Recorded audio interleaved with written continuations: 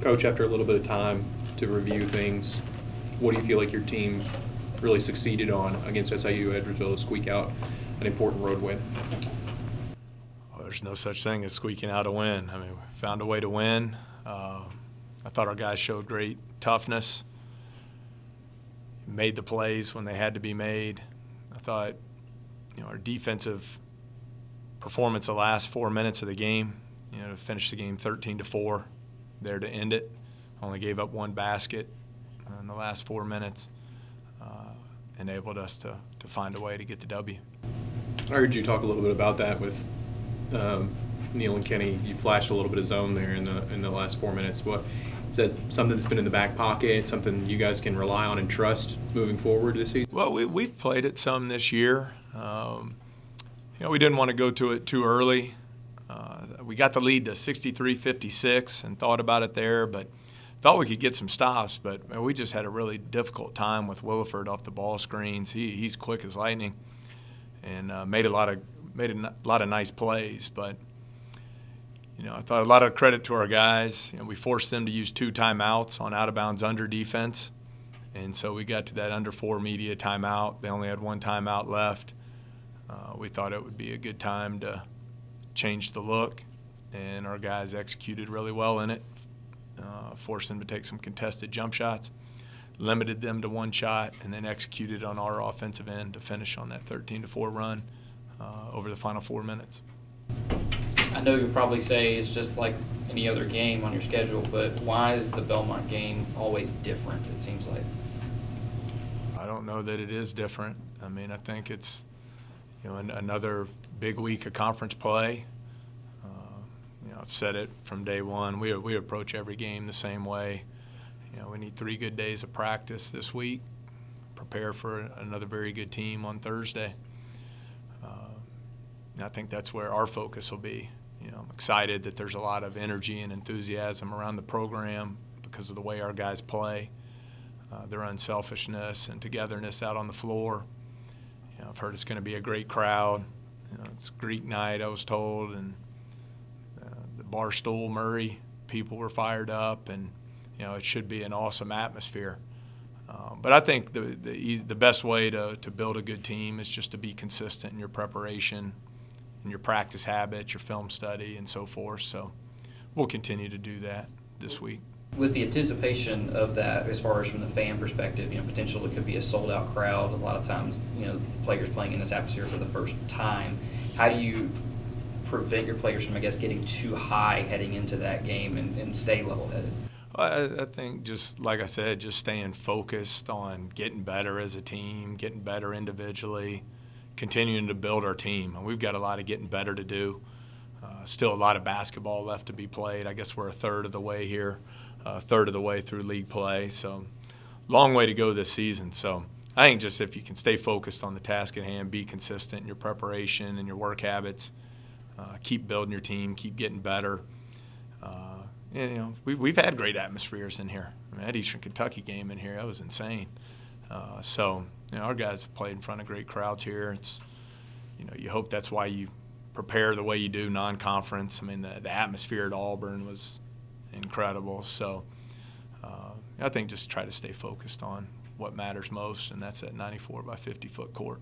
Tell us about the new pieces that Belmont have added this year to go with Dylan Whitler. Well, the Mazinski kid inside is terrific. Can score with either hand in the post. Really skilled, great passer. 6'11", looks to be 235, 240, I would guess. Really good player.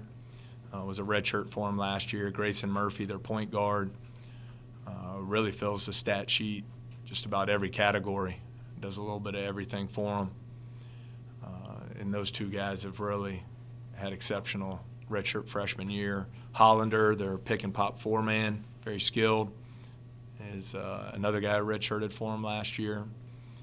And then, of course, you have the 2 seniors, McLean and Wendler, who have been incredible so far this season.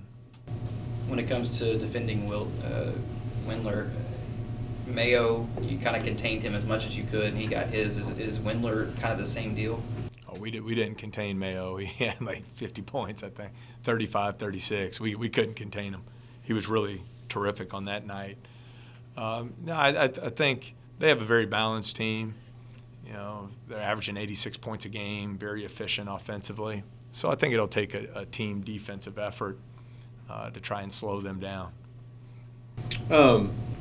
SIU, you talked a little bit about this on Saturday. They were able to face guard Tevin. I asked Shaq, what does that do? And I was curious what you thought. What does that do to the rest of your offense when Tevin gets so locked down like that? When you've got 4 other guys that can move around the ball and make plays when Tevin's locked up like that? I think that's been one of the fun things about our team is we've had different guys step forward, depended on the defensive coverages we faced. I think opening weekend of league play, they really tried to take away the perimeter and the three-point arc, and we scored a lot of points in the paint. You know, at UT Martin, they did a good job taking away the paint, and Tevin hit 9 threes, and our perimeter game was really, really good. So I think if you're going to play them that way, you know, it opens up a lot of driving lanes for Ja and Shaq, and so you know, you just got to take what the defense gives you there. Do you talk to Tevin during the slump that he's had, missing 15 straight? I didn't even realize he was in a slump. I think he's been playing really well. He's been outstanding defensively. He's over 3-to-1 assist to turnover in league play. You know, he'll make shots. I hadn't even given it a second thought. In the Nashville paper yesterday, I guess the writer was talking about how Belmont has limited Ja in the 2 games they played last year, and they shut him down, is what he said. Do you put much into something when they're talking about a game that was played halfway through Ja's freshman year? I mean, that's a lot going on. I don't ever read any of these articles, so I didn't see it. I didn't realize he got shut down in our last matchup. If I recall, I think he had 15 points, 5 rebounds, 5 assists, no turnovers. The game featured an elite three-point shooting team in Belmont with Egakazi coming off 9 made threes the night before. 2 of the best three-point shooters in Murray State history, in Stark and Miller. And I believe Ja hit the most threes in the game and was first team all-tournament. So if he got shut down and struggled, I hope he stinks again on Thursday. As far as the atmospheres have been concerned for this team, your squad has played in front of some big atmospheres, but they haven't seen a sellout yet in the CFSB. Does that matter at all? It's awesome for our program. I think it shines a light on the incredible tradition here at Murray State, the great fans that we have, the amazing coaches and players that have come before us. But I don't think it necessarily has any impact on the game. I think once the ball gets thrown up in the air, you know, it's 2 good teams that have to focus on executing their game plans. And, you know, that's the one thing about college basketball. Usually the team that plays the best on that given night will win the game. So it'll be a lot of fun. And, you know, if the atmosphere is what everyone's talking about, and, you know, something I hope, you know, that players and fans alike will remember a long time. But like I say, I don't know that it impacts the game. Seen Daquan on the bench last couple of games, not dressed out. You have a status? Yeah, he going back to the doctor's last appointment 2 weeks ago. The doctor shut him down for the year to allow his ankle to get back to 100% healing. So Daquan will end up taking a medical red shirt. We'll join Chico Carter in our freshman backcourt next season. So it's the right thing to do after meeting with the doctors, and, you know, just really excited about his future here at Murray State. And you know, it's important he continues with his rehab and gets back to 100%, and then it'll be a huge spring and summer for him heading into next year.